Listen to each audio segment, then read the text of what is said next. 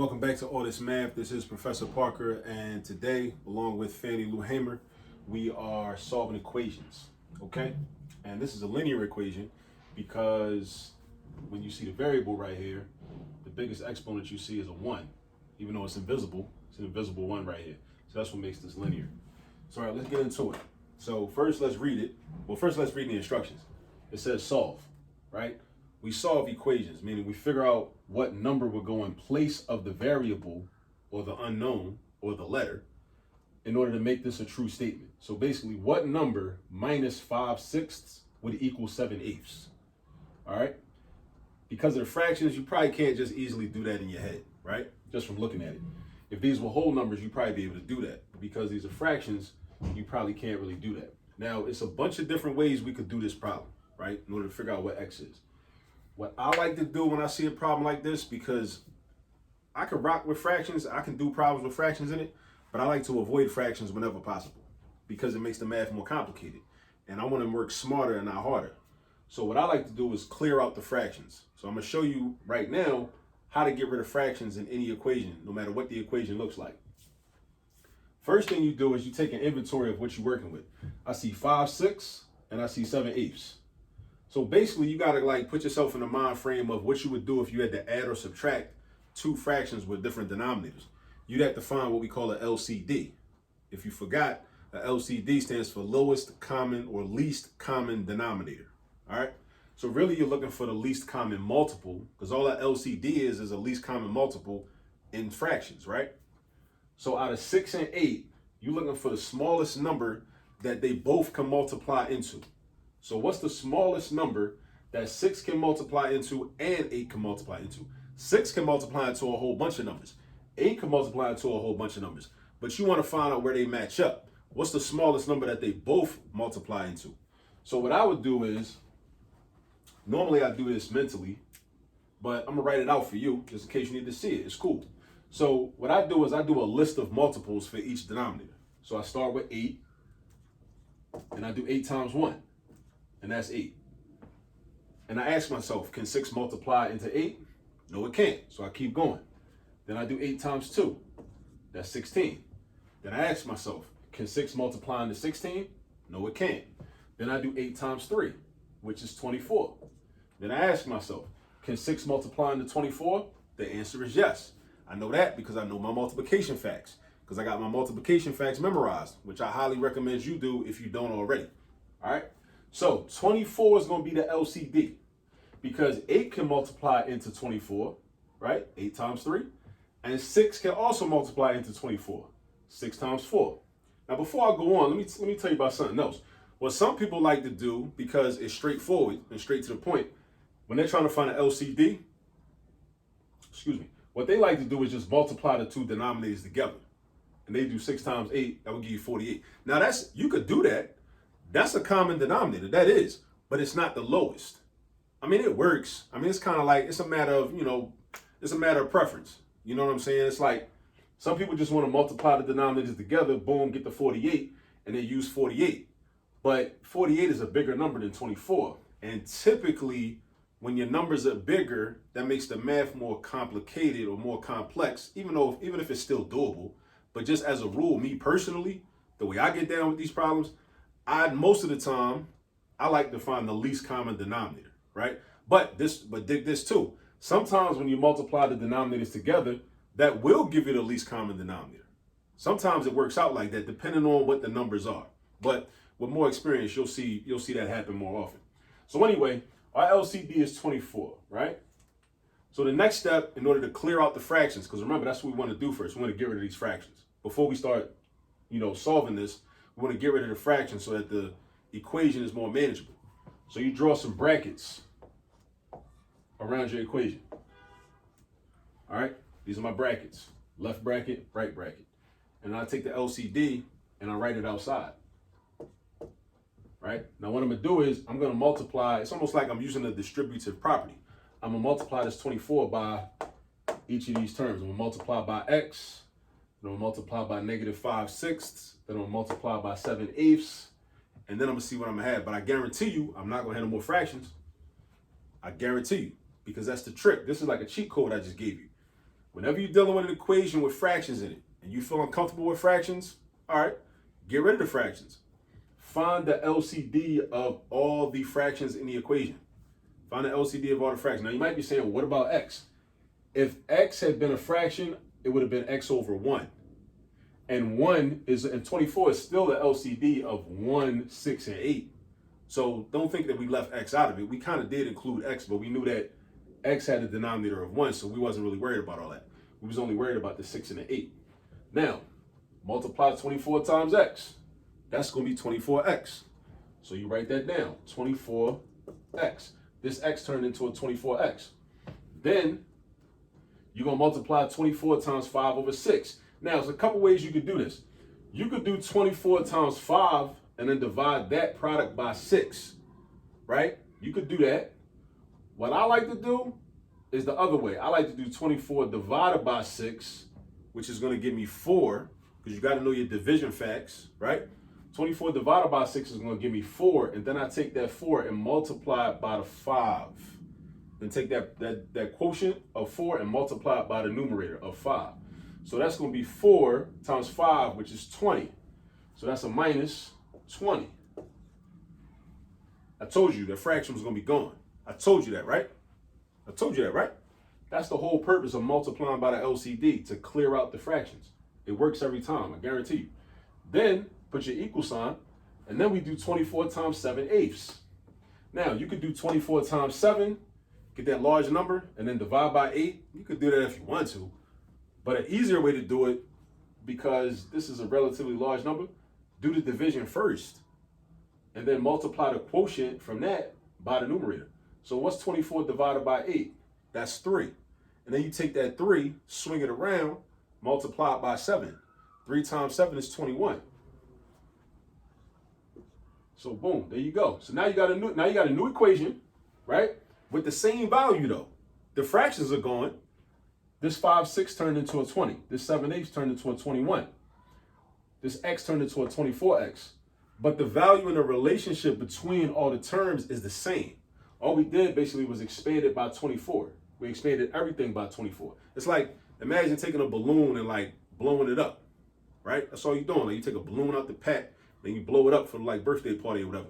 It's the same balloon, but it's bigger though. It's just an expanded version, but it's the same balloon though. That's basically what happened here. This was an equation. This equation is a little balloon.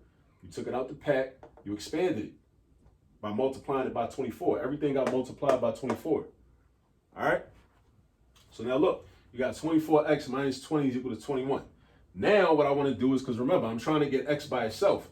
So the first thing I'm going to do, and I got some options, but what I like to do, I like to get the x term alone. So I want to get 24x alone on the left side of the equal sign first.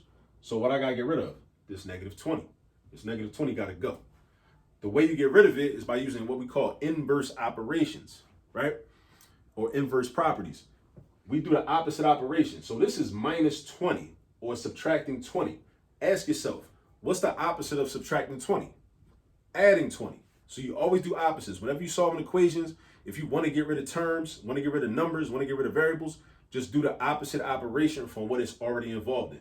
If this is being subtracted, then you do the opposite. You go positive. You add. So we're going to add 20. Right? So I added 20 on the left side, but also because it's an equation, we have to stay balanced. We got to remain balanced. So if I add 20 on the left side of the equation, that means I also need to add 20 on the right side of the equation in order to keep balance. All right? So I got plus 20 over here. Then I'm going to have plus 20 over here. Right? I don't need to add 20 to the 24x because I've already added 20 on this side. Plus, you can't add 20 to 24x because those are not like terms. And there's some other videos on the channel about combining like terms and collecting like terms in case you need to see those. So negative 20 plus 20 is going to be 0, or they cancel each other out because they're exact opposites. The 24x is going to come down. The equal sign is going to come down. The 21 plus 20 is going to come down. So we got 24x is equal to 41. All right. Now, again, my ultimate goal is to isolate x or get x by itself. So ask yourself, what do I have to get rid of if I want x to be by itself? This 24. This 24 has got to go. So then the question is how? I know what I need to do, but now how do I do it? How do I get rid of 24? The way you get rid of 24 is you do the opposite operation. 24x means 24 times x. That's what 24x means. 24x means 24 times x.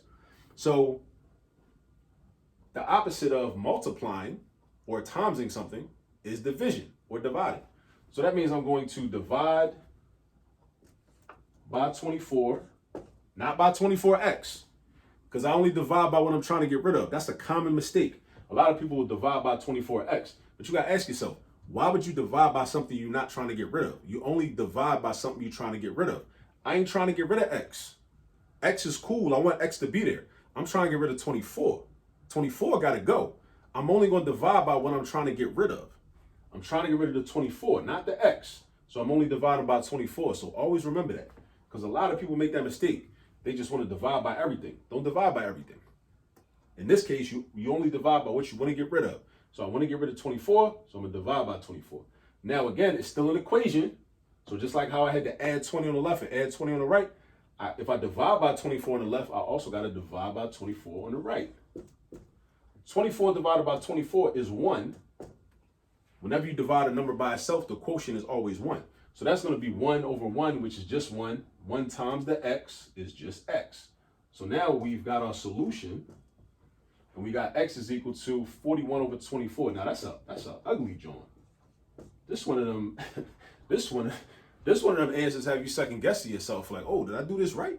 Like, yeah, that's one of them. Like, but understand this. That's another thing students need to understand. Just because your answer like ugly, like looking like that, 41 over 24, that just look weird. That doesn't mean that your answer is wrong. It don't mean that. It don't mean that you're wrong just because like you got a funky looking answer, right? It's all different types of numbers all throughout the universe. All different types of fractions, decimals, and some of them look strange.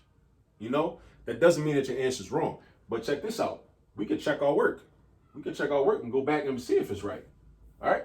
So this should be our answer, but let's check our work. And I highly recommend whenever you solving equations, always go back and check your work. Because if you check your work, check this out. When you're in school and in class, you don't never gotta sit there and be anxious and like wait and like ask your teacher if it's right or not. If you check it, you already know it's right. You already know it's right. You know? And that'll help you too, because when test time comes or quiz time comes, if you get into the habit of always checking your work and checking your answers and checking your solutions when you solve equations, let's say you check your work and it checks out, and then when you turn your paper and turn your test in, your teacher, who is a human beings are prone to error and making mistakes, your teacher might mark it wrong, but you know it was right. So then you have a leg to stand on, and you can be real calm, like, you know, can I talk to you at the class about this? Because I checked my work and I checked my answer and it checked out. So I want to see, like, you know, maybe I did something wrong. Maybe you can show me where my mistake was in terms of how I checked it, right? So what I'm trying to tell you is get into the habit of checking your answers. All right, so now let's check this. So we go back to the original equation, right? We replace x with 41 over 24. Because we're saying x is equal to 41 over 24, or x is the same as 41 over 24. So then we write the whole equation. Because we're trying to see if 41 over 24 minus 5/6 is equal to 7/8. That's what we're trying to see. We're trying to see if this is a true statement, right? Just like we're trying to catch somebody in a lie. All right? So I think this is right. So I think this is true, right? I know I'm telling the truth, but I'm about to verify it, right? So 41 over 24 minus 5/6 equals 7/8. So I can't really compare these unless I got an LCD. Now, fortunately, the LCD of these three numbers is 24. Because we already knew from the beginning. Remember the first step? We already know the LCD of 6 and 8 is 24.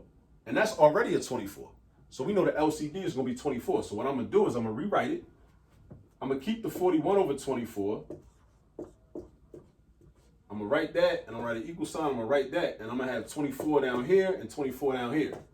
So all I'm doing, I just want everything to have the same denominator so we can, like, you know, do the addition and subtraction and make everything nice and neat, right? So 5 over 6 is equivalent to a fraction with 24 for the denominator. So if 6 turns into a 24, that came from doing 6 times 4. So that means you would have to do 5 times 4 to get your new numerator. So that 5 times 4 is going to be 20. That's never going to change, right? Then we look over here to the 8. The 8 turned into a 24 because, again, the LCD of these three numbers is 24. That's where these two 24s came from. This already had a 24. But these 24s came from the fact that the LCD of those two numbers is 24. And why do we need an LCD? Because whenever you add or subtract, you need an LCD when you're dealing with fractions. When you're multiplying and dividing, you don't need an LCD. If you find an LCD when you're multiplying and dividing, then you're just probably doing unnecessary work. You can do it if you want to, but you only need an LCD when you're doing additional subtraction. Now, back to this part. If this 8 turned into a 24, that came from doing 8 times 3. So if you do 8 times 3 to get 24, you also got to do 7 times 3 to get 21. So now we want to test this out, see if this is true. So then you ask yourself, if I got 41 24ths, right? Take a cake, cut it up into 24 slices, right? And you got 41 of them. Well, actually, that would be more than one cake because that's 41 is more than 24. So that'd be a couple cakes, actually. But if you got 41 slices, and then you got another cake cut up the same way, and you got 20 of those, and you subtract 20 from 41, what's 20 from 41? 20 from 41 is 21. So that's going to give you 21 24ths. And then I already had 21 24ths over there. So I got 21 24ths is equal to 21 24ths. And that's what I'm talking about. So that's true.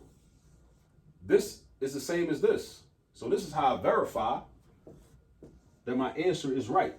So do the work and then always go back and check your work. Do yourself a favor. Get into the habit of always going back and checking your work to make sure your work is right. Because if you didn't check out, if this didn't equal to what was on the right side, you know you made a mistake somewhere. Now, sometimes, dig this too, right? You might have the right answer, but then you might have made a mistake while you was checking it. So then you go back and be like, oh, hey, Mike, I had it wrong, but you might have had it right. So if it doesn't check out, you also want to check your work from when you're checking your answer. You want to check that too. All right? So you want to check that too. All right, so yeah, so this problem is a little different. So this is an example of solving an equation when you have to clear out the fractions. You're solving an equation when you got to clear out the fractions. All right? That's what this was an example of. And also how to check your work. So you got to know how to add and subtract fractions. You got to know how to find LCDs. You got to know that. That's those fundamentals, right? Everybody hates fractions, but I think it's because we're just not used to doing work with fractions, right? We got to practice more with fractions. All right? So this is done. If any of this was unclear, please go back and rewind, watch it over again, and then take this video, use it to do some practice problems. Because I showed you how to do it, but you don't really learn it until you really get it in with some practice. You got to do the practice on your own. All right? But use the video as a guide. But go ahead out and practice some more problems in. I'll catch up to you in the next video. All right? Peace.